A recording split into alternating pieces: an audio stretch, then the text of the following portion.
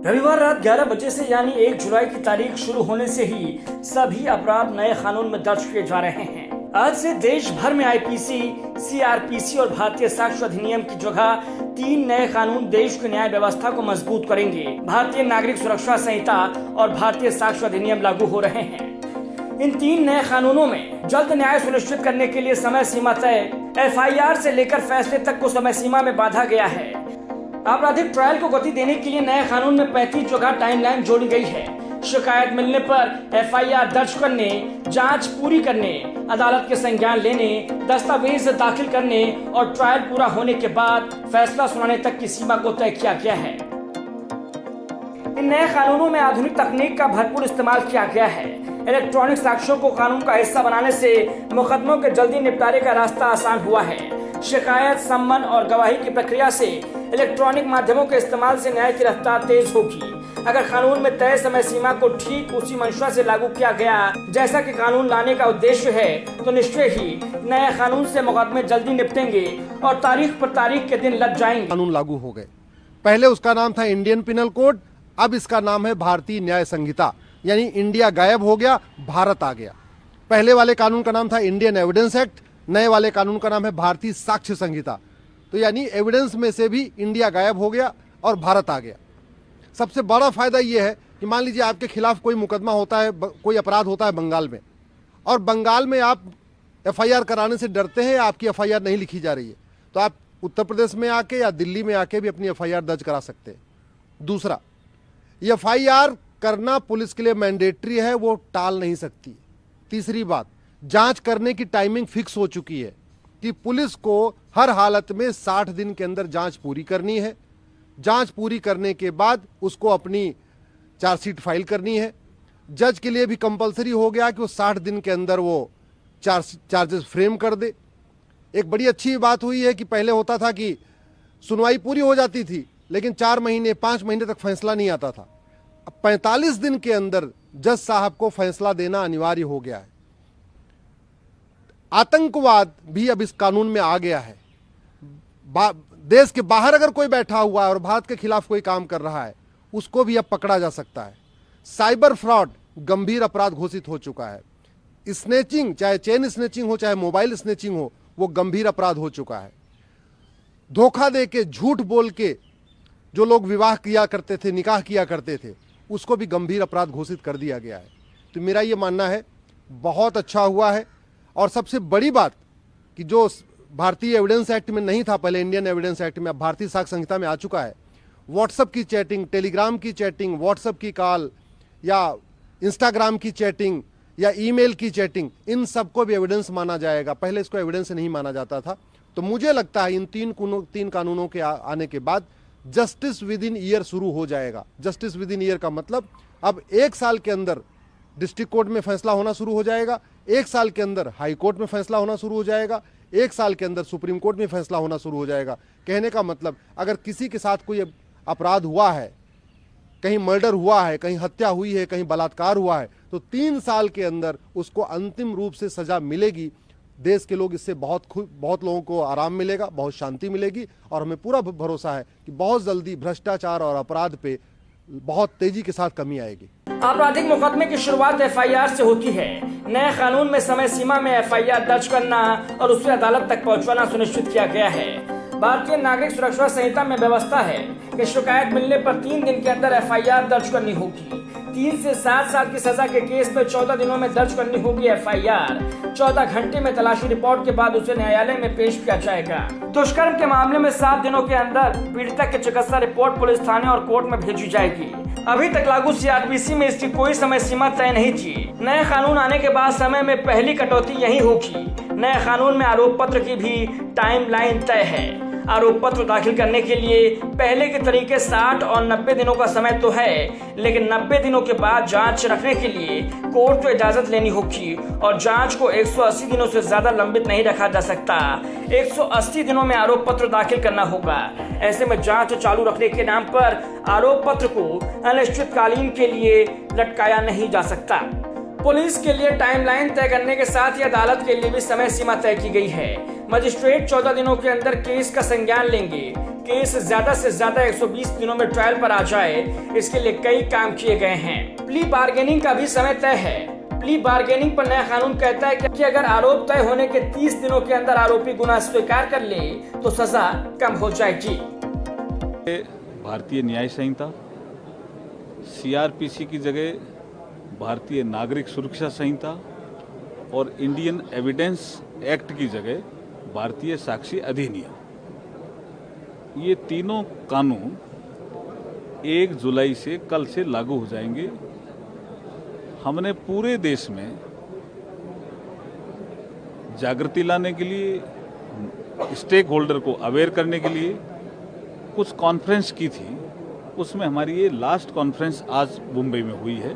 पहली कॉन्फ्रेंस हमारी दिल्ली में थी, दूसरी कॉन्फ्रेंस हमारी गुवाहाटी में थी, तीसरी कॉन्फ्रेंस हमारी कोलकाता में थी, चौथी कॉन्फ्रेंस हमारी चेन्नई में थी, 5वीं कॉन्फ्रेंस हमारी आज मुंबई में हुई है। इसमें फर्स्ट कॉन्फ्रेंस में chief justice of India honourable Chandrachud साहब आए थे और आप देख रहे होंगे कि हर कॉन्फ्रेंस में 3-4 हाई कोर्ट के चीफ जस्टिस भी आते हैं। वो टेक्निकल सेशन को हेड करते हैं और जितने भी टेक्निकल बिंदु आते हैं उनको हम नोट करते हैं। जो भी सुझाव आते हैं उनको हम नोट करते हैं। सरकार बहुत संवेदनशील है, बहुत लंबा कंसल्टेशन करके इन 3 कानूनों को लाया गया है। देश की परिस्थितियां के लिए आवश्यक था, टेक्नोलॉजी में इतना डेवलपमेंट हो गया उसके लिए आवश्यक था, और फॉरेंसिक साइंस में इतना डेवलपमेंट हो गया है इसलिए ये आवश्यक था।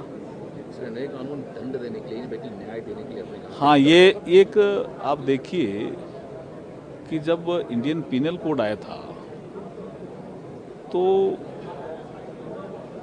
उसका काम था कि नागरिकों को दंड दो, इसलिए वो भारतीय दंड संहिता। और वर्तमान सरकार का भाव है कि नागरिकों को न्याय देना है, इसलिए भारतीय न्याय संहिता है। तो आपको स्पिरिट समझनी पड़ेगी और नागरिकों की सुरक्षा के लिए, नागरिकों को न्याय देने के लिए ही ये तीनों कानून लाए गए।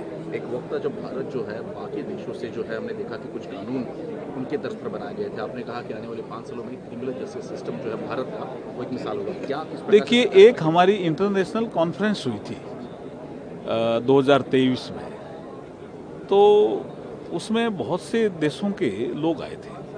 तो उन्होंने कहा कि इंडिया में जो ये क्रिमिनल जस्टिस सिस्टम चेंज करने के लिए जो बात चल रही है उसमें इंडिया को लीड लेना चाहिए।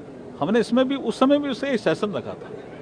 तो उन देशों के जो लॉ मिनिस्टर थे, जो उन देशों के जो सुप्रीम कोर्ट के जजेस थे, उन्होंने कहा कि अगर ये चेंजेस आ गए तो आने वाले समय में भारत क्रिमिनल जस्टिस सिस्टम का वर्ल्ड लीडर बनेगा।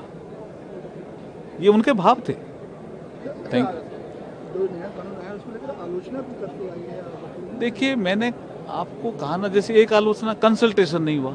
मैंने अभी आपको बताया और आपको अभी बता रहा हूं, सभी राज्यों के मुख्यमंत्री, गवर्नर को हमने लिखा, चीफ जस्टिस ऑफ इंडिया को लिखा, हाई कोर्ट के जजेज को लिखा, चीफ जस्टिस को लिखा, सारे सांसदों को लिखा, नेशनल जो लॉ की यूनिवर्सिटी है उनको लिखा, लॉ से संबंधित विश्वविद्यालय उनको लिखा, स्टूडेंट से राय ली, जनता को ऑनलाइन खोला, भी आप सुझाव दो। बहुत कंसल्टेशन हुआ है। उसके बाद मैंने बताया ना, बेजबुरवा से लेकर के मलीमत कमेटी तक कितनी कमेटियां बनी। उसके बाद मैंने कहा पार्लियामेंट की होम अफेयर्स की एक स्टैंडिंग कमेटी थी, उनकी 4-5 रिपोर्टें आ गई। लॉ कमीशन ऑफ इंडिया 1960 के दशक से कह रहा है कि ये अंग्रेजों के जमाने में बनाए हुए कानून है, इनमें परिवर्तन होना चाहिए। क्योंकि उन्होंने कहा ये क्या है, मैजेस्टी शब्द अब इंडियन एविडेंस एक्ट में जरूरत है क्या? जूरी शब्द की अभी आवश्यकता है क्या? बैरिस्टर शब्द की अब आवश्यकता है क्या? क्राउन शब्द की अब आवश्यकता है क्या? लेकिन किसी ने ध्यान नहीं दिया। ये नरेंद्र मोदी जी ने ध्यान दिया और भारत की वर्तमान परिस्थितियों के अनुकूल टेक्नोलॉजी का इनपुट इतना दिया है कि आपको बहुत सुविधा होगी, हर नागरिक को सुविधा होगी, पुलिस को भी सुविधा होगी और जो पीठासीन अधिकारी हमारे जजेज उनको भी सुविधा होगी। देश भर में नए कानून लागू हो चुके हैं। नए कानून में केस में दस्तावेजों की प्रक्रिया भी 30 दिनों में पूरी करने की बात है। इसके साथ ही फैसला देने की भी समय सीमा तय की गई है। ट्रायल पूरा होने के बाद अदालत को 30 दिनों में फैसला सुनाना होगा। लिखित कारण दर्ज करने पर ही फैसले की अवधि 45 दिनों तक हो सकती है, लेकिन इससे ज्यादा नहीं। वहीं नए कानून में दया याचिका के लिए भी समय सीमा तय है। सुप्रीम कोर्ट से अपील खारिज होने के बाद 30 दिनों के अंदर दया याचिका दाखिल करनी होगी। क्या है नए कानून में? पहली बार आतंकवाद परिभाषित किया गया। राजद्रोह की जगह देशद्रोह बना अपराध। मॉब लिंचिंग के मामले में आजीवन कारावास या मौत की सजा। पीड़ित कहीं भी दर्ज करा सकेंगे एफआईआर। जांच की प्रगति रिपोर्ट भी मिलेगी। राज्य को एक तरफा केस वापस लेने का अधिकार नहीं। पीड़ित का पक्ष सुना जाएगा। तकनीक के इस्तेमाल पर जोर। FIR, case diary, chargesheet, judgement सभी होंगे डिजिटल। तलाशी और जब्ती में ऑडियो वीडियो रिकॉर्डिंग अनिवार्य। गवाहों के लिए ऑडियो वीडियो से बयान रिकॉर्ड कराने का विकल्प। 7 साल या उससे ज्यादा सजा के अपराध में फॉरेंसिक विशेषज्ञ द्वारा सबूत जुटाना अनिवार्य। छोटे मोटे अपराधों में जल्द निपटारे के लिए समरी ट्रायल यानी छोटी प्रक्रिया में निपटारा, इसका प्रावधान किया गया है। पहली बार के अपराधी के ट्रायल के दौरान 1/3 सजा काटने पर मिलेगी जमानत। भगौड़े अपराधियों की संपत्ति होगी जब्त। इलेक्ट्रॉनिक डिजिटल रिकॉर्ड माने जाएंगे साक्ष्य। भगौड़े अपराधियों की अनुपस्थिति में भी चलेगा मुकदमा। कौन सा कानून लेगा इसकी जगह? इंडियन पिनल कोड आईपीसी 1860 की जगह लागू हो रहा है भारतीय न्याय संहिता 2023। क्रिमिनल प्रोसीजर कोड यानी सीआरपीसी 1973 की जगह लागू हो रहा है भारतीय नागरिक सुरक्षा संहिता 2023। इंडियन एविडेंस एक्ट 1872 की जगह लागू हो रहा है भारतीय साक्ष्य अधिनियम 2023। जो कि हम लोग पीरियोडिक ट्रेनिंग करते थे, वो होलसेल ट्रेनिंग हो रही है। और होलसेल ट्रेनिंग किस चीज़ के लिए? ट्रांसपेरेंसी के लिए, अकाउंटेबिलिटी के लिए, टेक्नोलॉजी के लिए, विक्टिम के राइट्स के लिए, वुमेन विक्टिम्स के लिए, और अदालतों में स्पीडी ट्रायल के लिए। कई चीज़ें ऐसी करेक्शन हो रही हैं जो कि कहीं ना कहीं तरीके से सुप्रीम कोर्ट और ऑनरेबल हाई कोर्ट्स की जजमेंट्स के थ्रू आ रही थी या पीस मील अमेंडमेंट से, वो अब पार्ट ऑफ द लॉ बन गई। लेकिन सबसे ज़्यादा मैं समझ रही हूँ टेक्नोलॉजी का रेवोल्यूशन हो रहा है, क्योंकि एफआईआर आपकी टेक्नोलॉजिकल हो जानी है, chargesheet technology, trial technology, expert evidence technology. जो हम लोग डॉक्टर्स को बुलाते थे, एक्सपर्ट्स को बार बार बुलाते थे, कि पुलिस जो रिटायर हो गए उनको बार बार बुलाते थे, आप एविडेंस ऑनलाइन कर दीजिए। आना जाना बच गया ना। और ट्रायल की भी डेट्स इन्होंने फिक्स्ड कर दी हैं। अदालत में मान लीजिए तारीख पे तारीख की बात करते, तारीख पे तारीख के क्या करेक्शन की? अगर कोई मैजिस्ट्रेट या जुडिशल मैजिस्ट्रेट उसको कहते हैं, वो नहीं अगले दिन, वो लिंक मैजिस्ट्रेट छोड़ेंगे। ये नहीं कि जज साहब नहीं है कोर्ट में, there will be a link magistrate. Link के भी लिंक तो तारीख पे तरीके से लगेगी। फिर एडजर्नमेंट्स भी लिमिटेड होगी कि इतने दो से ज़्यादा एडजर्नमेंट नहीं मिलेगी। हर चीज़ को, एस्पेक्ट को, कई चीज़ें मांगते जा रहे थे। हैंडकफिंग भी आई है, क्योंकि पहले क्या था, गैंगस्टर को भी पुलिस ऑफिसर क्या करता था, ऐसे हाथ पकड़ के करता था, एक दूसरे का पसीना लेते थे, एक दूसरे की बीमारी लेते थे। अब गैंगस्टर है या कोई ऐसे क्रिमिनल जो कि मेंशन है, उसको हथकड़ी अलाउड है, बाकियों के लिए नहीं। कई ऐसी सी चीज़ें हैं कि विक्टिम के लिए भी है, पुलिस ऑफिसर के लिए भी है, कचहरियों के लिए भी है, विमेन के लिए भी है। विक्टिम है कि विमेन का एक ज़बरदस्त चीज़ निकली कि किसी ने धोखा दे के कहा था तुम्हें प्रमोशन दूंगा, अपॉइंटमेंट दूंगा, शादी कर लूँगा, और शादी नहीं की। वो धोखा है। वो अब एक अपराध है। पहले 420 बनती थी और कहते थे कि नहीं ये तो पर्सनल मैटर है। वो पर्सनल मैटर नहीं है, अब वो दफ़ा लगेगी, वो दंडित है। ऐसी सी चीज़ें अब नए कानूनों में आई हैं जो कि समाज में एफआईआर 0 है। कहीं भी जाओ एफआईआर आप दर्ज करा सकते हो। ये नहीं कि ये मेरा पुलिस स्टेशन नहीं है तो ना मैडम दूसरे पुलिस स्टेशन में जाओ, नहीं, जहाँ पर भी आपको शिकायत करनी है आप करो, उसमें 0 एफआईआर है अगर वो आपके एरिया का जुरिस्डिक्शन नहीं है। और उसका काम क्या है, at the earliest police station उसको उस पुलिस स्टेशन में भेजना है जहाँ उसको तफ्तीश होनी है और उसको कॉपी उसको मिल रही है। तो कितना फ़र्क हो गया। वो भी ऑन वीडियो रिकॉर्डिंग भी हो रही है, स्टेटमेंट भी वीडियो रिकॉर्डिंग हो रही है, आप उसको बदल नहीं सकते। कहीं सर्च सीजर हो रहा है, सर्च सीजर में भी वीडियोग्राफ्ड है, तो ये नहीं कि ये था ये नहीं था, जो है सो वीडियोग्राफ्ड है। फिर उसमें फोरेंसिक्स भी उसी वक्त ही आ रही है, फोरेंसिक मेडिसिन साइंस की साइंटिफिक, ये नहीं बाद में आ रही है तो उसमें एविडेंस चला गया। तो कई ऐसी चीज़ें हैं। बच्चे की जब लड़की की जब रेप होता था कहते थे को मृत्यु दंड दो, मृत्यु। अब उसमें लिख दिया गया कि if you have raped a minor, gang rape of a minor is death penalty. और कई जगह ऐसी भी पनिशमेंट लिखी गई है कि it is imprisonment for life. पहले कहते थे कि जब तक है, कहना नहीं पड़ेगा, अब कहेगा imprisonment for life means jail से ही जाओगे आप। सो एक्यूज के लिए भी बेनिफिट है, स्पीडी ट्रायल, चार्जशीट भी फिक्स टाइम पर चार्जशीट आपको अदालत में करनी पड़ेगी।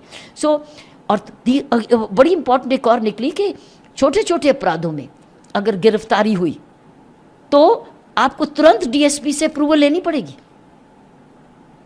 बहरहाल इन नए कानूनों से देश की न्यायिक व्यवस्था मजबूत करने की प्रक्रिया पर जोर दिया गया है। सरकार की ओर से उम्मीद जताई जा रही है कि नए कानून जरूर असरकारक होंगे। Bureau report, star Bharat news.